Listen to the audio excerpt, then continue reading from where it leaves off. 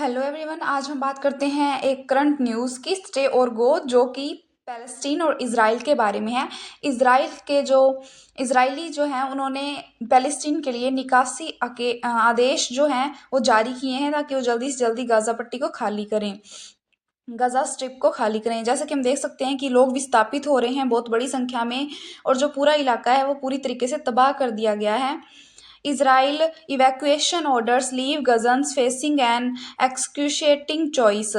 मतलब कि जो इज़राइल के जो निकासी के आदेश हैं उन्होंने गाज़ा वासियों के सामने एक बहुत बड़ा विकल्प खड़ा कर दिया है कि वो रुकें या जाएं, स्टे और गो। सबसे पहले हम बात करते हैं कि इज़राइल है कहाँ।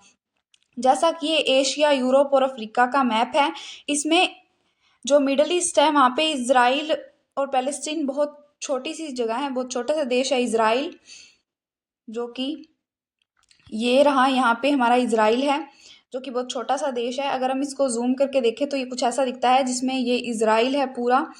और यहाँ जो ये वेस्ट बैंक और गाज़ा स्ट्रिप है ये पैलेस्तीन का इलाका है। गाज़ा स्ट्रिप जो है वो पूरे तरीके से वहाँ पैलेस्टीन का राज है, वहाँ पूरे तरीके से हमास जो है ग्रुप वहाँ वही उसका चलता है शासन। लेकिन जो वेस्ट बैंक है वहाँ बीच बीच में इजरायली लोग भी रहते हैं, और वहाँ फतेह नाम की एक पॉलिटिकल पार्टी का जो है रूल चलता है। इस तरीके से नक्शे में जो इज़राइल को देख पाना तो बहुत ईजी है, लेकिन पैलेस्टीन जो है वो अलग अलग टुकड़ों में विभाजित है, जहाँ वेस्ट बैंक में बीच बीच में अलग अलग पैलेस्टीनी और इजरायली दोनों लोग रहते हैं। अब हम बात करते हैं कि अपडेट क्या है, करंट न्यूज़ क्या है। The Israeli military issued new evacuation orders for neighbourhoods in Gaza city on Friday as it pressed forward with its offensive in the war ravaged Gaza Strip, once again delivering a painful choice to Palestinians about whether to stay or go। Israeli सेना ने जो युद्धग्रस्त जो Gaza पट्टी है, Gaza strip है, वहां पर अपने आक्रमण को आगे बढ़ाते हुए, शुक्रवार को अपने आक्रमण को आगे बढ़ाते हुए, यानी कि जो उन्होंने अटैक कर रहे हैं उनको आगे बढ़ाते हुए गाजा शहर के मोहल्लों के लिए निकासी के आदेश यहाँ जारी किए हैं। मतलब उनको वो इलाका खाली करने के लिए, गाजा स्ट्रिप खाली करने के लिए बोल दिया गया है। Once again delivering a painful choice to Palestinian about whether to stay और लीव और गो। फिलिस्तीनियों के सामने ये बहुत ही जो कठिन विकल्प है, बहुत ही पेनफुल दर्दनाक विकल्प है कि वो यहाँ से रुकें और चले या फिर चले जाएं। क्योंकि उन्होंने ये आदेश इसलिए जारी किए हैं क्योंकि वह सुरक्षा क्षेत्र बनाना चाहते हैं, और वो किसी भी आम जनता को, जो गाजा में आम जो लोग रहते हैं, उनको नुकसान नहीं पहुंचाना चाहते। In some parts of Gaza, the military has issued evacuation orders and later invaded by ground, and in other areas, it has put out evacuation orders but not sent in infantry। जो कि कुछ हिस्से हैं जो Gaza के, वहाँ पे military ने सिर्फ और सिर्फ उनको आदेश जारी किए हैं कि वो जल्दी से जल्दी वो इलाका खाली करते हैं। जमीनी स्तर पर सिर्फ आदेश जारी किए हैं, परंतु कुछ हिस्सों में उन्होंने आदेश जारी किए हैं परंतु कोई सेना नहीं भेजी है। Since the ceasefire broke down, the Israeli military has embarked on a major mobbing campaign and seized territory in tactic that Israeli officials have said that was intended to compel Hamas to release more hostages।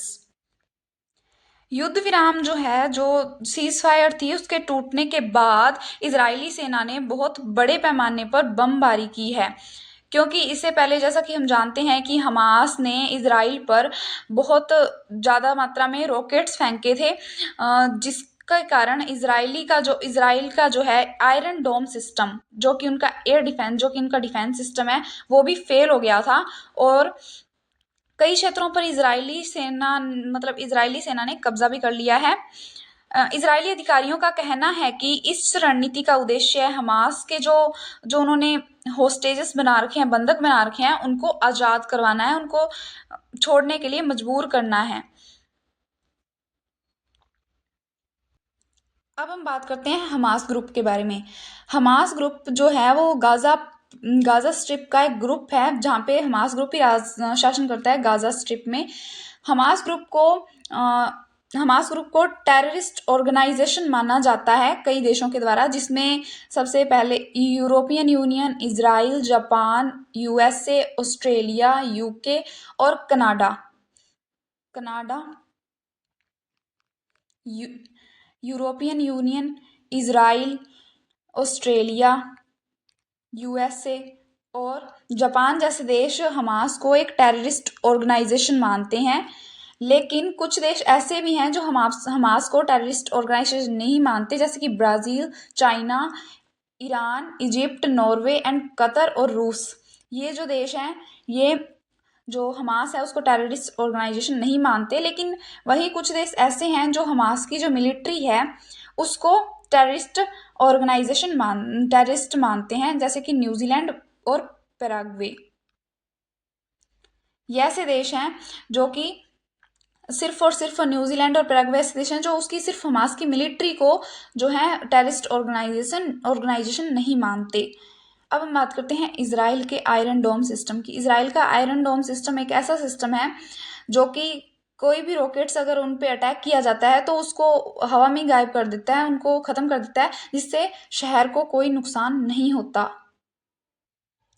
Israel ने ये आदेश इसलिए जारी किए हैं, इसलिए evacuation orders जारी किए हैं क्योंकि वो एक सिक्योरिटी जोन बनाना चाहते हैं और साथ ही वो गाज़ा के जो आम लोग हैं उनको कोई नुकसान नहीं पहुंचाना चाहते। उन्होंने अपना जो हमास को अपना जो निशाना बनाया है वो नहीं चाहते कि इसमें आम लोगों को कोई नुकसान हो। अब फ़िलिस्तीन जो है, फ़िलिस्तीन के लोग हैं, उनके बीच में ये बहस हो रही है। वो लोग कंफ्यूज हैं कि वो जो खतरे में पड़ोस में ही रहें या फिर जो विस्थापन की दयनीय स्थितियों में वहाँ से चले जाएं, वो जगह छोड़ दें। इसके साथ ही यूएन जो है उन्होंने कहा है कि 3,90,000 जो लोग हैं वो ऑलरेडी वहाँ से विस्थापित हो चुके हैं, ऑलरेडी वहाँ से जा चुके हैं। लेकिन बचे हुए जो लोग हैं उनकी जो संख्या है वो कोई स्पष्ट नहीं है। इसी तरीके से इजराइल ने जो आदेश जारी किए हैं कि वो जल्दी से जल्दी गाज़ा स्ट्रिप को खाली कर दे। और यही करंट अपडेट थी। Thank you so much.